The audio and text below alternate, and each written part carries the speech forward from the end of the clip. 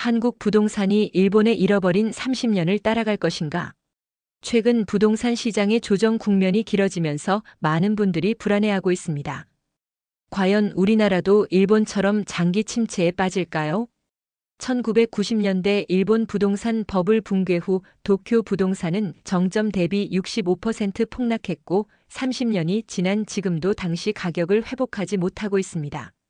최근 한국도 가계부채 급증, 인구 감소, 금리 인상 등 일본과 유사한 징후들이 나타나고 있어 우려가 커지고 있습니다. 이번 영상에서는 한국 부동산 시장과 일본 부동산 버블의 완벽한 비교 분석에 대하여 심층적으로 알아보는 시간을 갖겠습니다. 오늘은 첫째, 일본 부동산 버블의 형성과 붕괴 과정을 역사적 관점에서 상세히 분석하고, 둘째, 현재 한국 부동산 시장과의 유사점과 결정적 차이점을 데이터를 기반으로 비교하며, 마지막으로 향후 한국 부동산 시장의 시나리오별 전망과 투자자를 위한 생존 전략을 제시하겠습니다. 이 영상을 통해 막연한 불안감에서 벗어나 객관적인 시각으로 시장을 바라보고 위기를 기회로 만들 수 있는 현명한 투자 전략을 수립할 수 있을 것입니다. 시작하기 전에 저희 채널을 응원하는 마음으로 구독 버튼을 눌러주시면 큰 힘이 되겠습니다. 늘 감사합니다. 먼저 일본 부동산 버블의 형성 과정과 붕괴 원인에 대하여 알아보겠습니다. 첫째는 1980년대 일본 버블 경제의 형성 배경과 과정입니다. 1985년 플라자 합의로 엔화 가치가 달러 대비 2배 이상 급등했습니다. 한 달러에 240엔이던 환율이 120엔까지 떨어지면서 수출 기업들의 경쟁력을 유지하기 위해 일본 정부는 초저금리 정책을 시행했습니다. 기준금리를 5%에서 2.5%로 인하하면서 시중에 막대한 유동성이 공급되었습니다. 넘쳐나는 자금은 부동산과 주식시장으로 몰렸습니다. 도쿄 도심 상업용 부동산 가격은 1985년부터 1990년까지 5년간 5배 상승했고 주택 가격도 3배 이상 올랐습니다. 당시 일본인들 사이에는 부동산은 절대 떨어지지 않는다는 토지 신화가 만연했습니다. 유명한 일화로 도쿄 항공 부지의 가격이 미국 캘리포니아주 전체 땅값과 맞먹는다는 이야기가 있을 정도였습니다. 은행들의 무분별한 대출도 버블을 키웠습니다. 부동산을 담보로 한 대출이 기하급수적으로 늘어났고 대출받은 자금으로 다시 부동산을 사는 악순환이 반복되었습니다. 기업들도 본업보다 재테크에 집중했습니다. 자이테크라는 신조어가 생겼고 제조업체들도 부동산 투자로 더 많은 수익을 올렸습니다. 둘째는 버블 붕괴의 직접적 원인과 파급 효과입니다. 1989년 일본은행이 급격한 긴축 정책을 시작했습니다. 기준금리를 2.5%에서 6%로 급격히 인상했고 1990년에는 부동산 대출 총량 규제를 도입했습니다.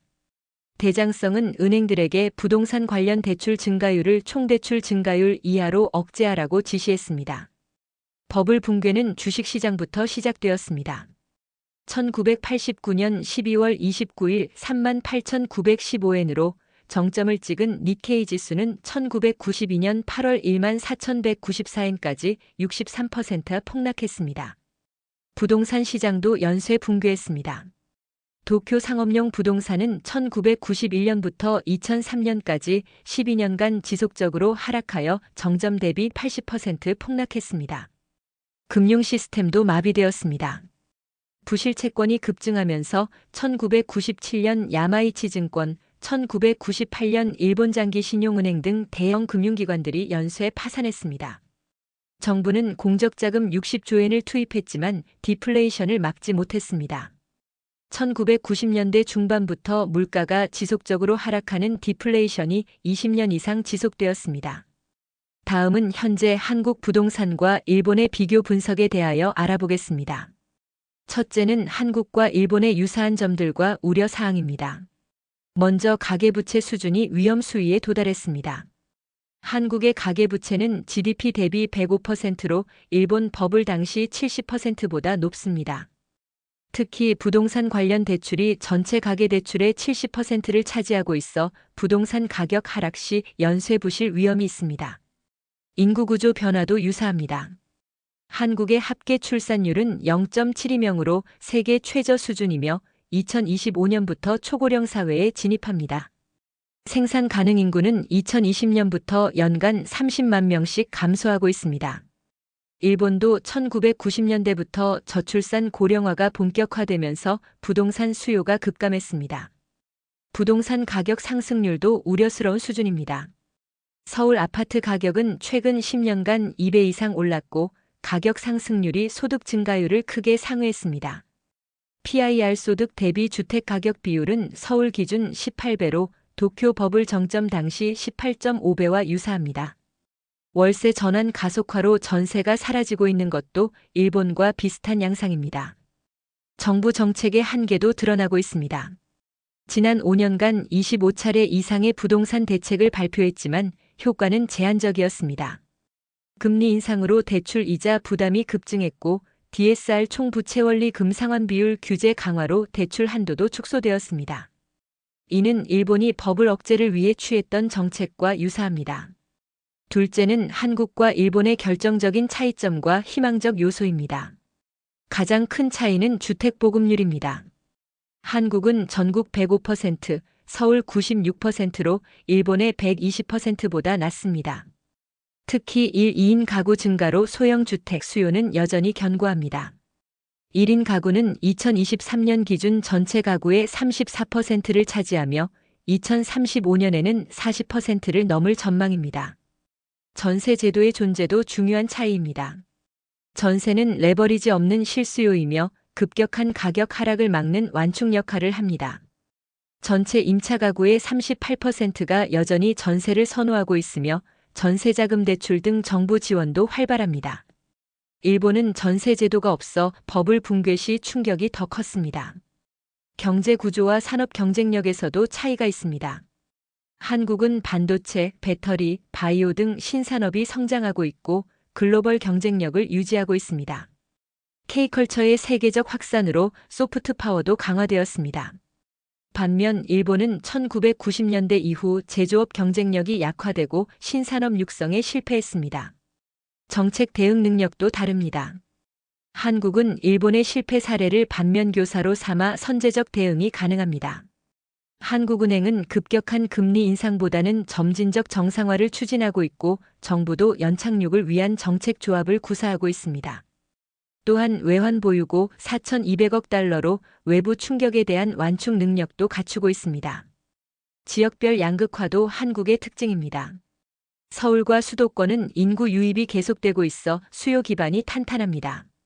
반면 일본은 도쿄도 인구가 감소하는 상황입니다. 한국은 수도권 집중도가 50%를 넘어 수도권 부동산의 하방 경직성이 강합니다. 마지막으로 향후 한국 부동산 시장 전망과 투자 전략에 대하여 알아보겠습니다. 첫째는 시나리오별 한국 부동산 시장 전망과 확률입니다. 전문가들은 세 가지 시나리오를 제시합니다. 연착륙 시나리오 확률 50%는 가장 가능성이 높은 시나리오입니다. 향후 3 내지 5년간 연평균 2 내지 3% 하락 또는 횡보하며 점진적으로 조정받는 경로입니다. 금리가 2024년 하반기부터 점진적으로 인하되고 정부의 규제 완화로 실수요가 유지됩니다. 서울과 주요 지역은 보합세를 유지하지만 지방 중소도시는 10 내지 20% 추가 하락이 예상됩니다. 급락 시나리오 확률 30%는 외부 충격이 발생할 경우입니다. 글로벌 금융위기, 중국 경제 경착륙, 지정학적 리스크 현실화 등이 트리거가 될 수 있습니다. 이 경우 2 내지 3년간 20 내지 30% 급락 후 장기 침체에 빠질 수 있습니다.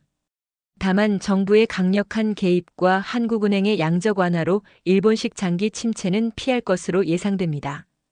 재상승 시나리오 확률 20%는 인플레이션 재점 완화 공급 부족이 현실화될 경우입니다. 2025년 이후 금리 인하 사이클이 시작되고 누적된 매수 수요가 분출되면서 가격이 재상승할 수 있습니다. 특히 재건축 규제 완화, GTX 개통 등 호재가 겹치면 수도권 중심으로 반등이 가능합니다. 둘째는 시나리오별 투자자 대응 전략과 포트폴리오 구성입니다. 연착륙 시나리오에서는 실거주 위주의 보수적 접근이 필요합니다. 레버리지를 줄이고 현금 비중을 높이며 월세 수익형 부동산에 관심을 가져야 합니다. 역세권, 학군 등 입지가 확실한 물건 위주로 선별 투자하는 것이 좋습니다. 급락 시나리오에 대비한 리스크 관리도 중요합니다. LTV 50% 이하로 대출을 관리하고 변동금리를 고정금리로 전환하는 것을 검토해야 합니다.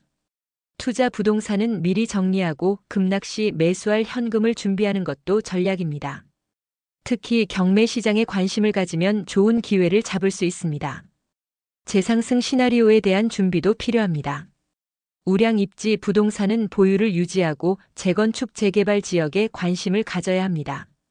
GTX 역세권 등 인프라 개발 지역도 선제적으로 검토할 만합니다. 다만 과도한 레버리지는 피하고 장기 투자 관점에서 접근해야 합니다. 분산 투자를 통한 포트폴리오 구성도 중요합니다. 부동산 직접 투자 비중을 전체 자산의 50% 이하로 유지하고 리츠나 부동산 펀드를 활용한 간접 투자도 고려해야 합니다. 해외 부동산이나 금, 달러 등 대체 자산으로 리스크를 분산하는 것도 필요합니다. 지역별 차별화 전략도 수립해야 합니다. 서울은 강남 3구와 마용성, 마포용 산성동 등 핵심 지역 중심으로 접근하고 경기도는 GTX 역세권과 3기 신도시 인접 지역에 주목해야 합니다. 지방은 혁신도시, 세종시 등 특별한 수요가 있는 곳만 선별적으로 접근하는 것이 좋습니다. 세대별 맞춤 전략도 필요합니다. 20, 30대는 무리한 영끌보다는 전세나 월세로 시작하여 종자돈을 모으는 것이 현명합니다. 40, 50대는 은퇴 후를 대비한 월세 수익형 부동산이나 실거주 다운사이징을 고려해야 합니다. 60대 이상은 주택연금 활용, 지방 부동산 정리 등 현금 유동성 확보에 중점을 둬야 합니다. 한국 부동산이 일본의 전철을 그대로 따라갈 가능성은 낮지만 과거와 같은 급등세를 기대하기는 어려운 상황입니다. 시장의 구조적 변화를 인정하고 보다 신중하고 전략적인 접근이 필요한 시점입니다. 투자보다는 실거주, 차익보다는 안정성, 레버리지보다는 현금 흐름에 중점을 두는 패러다임 전환이 요구됩니다. 위기는 준비된 자에게는 기회가 될 수 있습니다. 오늘 제시한 분석과 전략을 바탕으로 현명한 결정을 내리시기 바랍니다. 영상이 도움이 되셨다면 구독 버튼을 꼭 눌러주시고 소중한 분들에게 다 함께 이 분석 정보를 공유하여 주십시오. 다음에도 더욱 알차고 유익한 정보로 찾아뵙겠습니다. 시청해 주셔서 정말 감사합니다.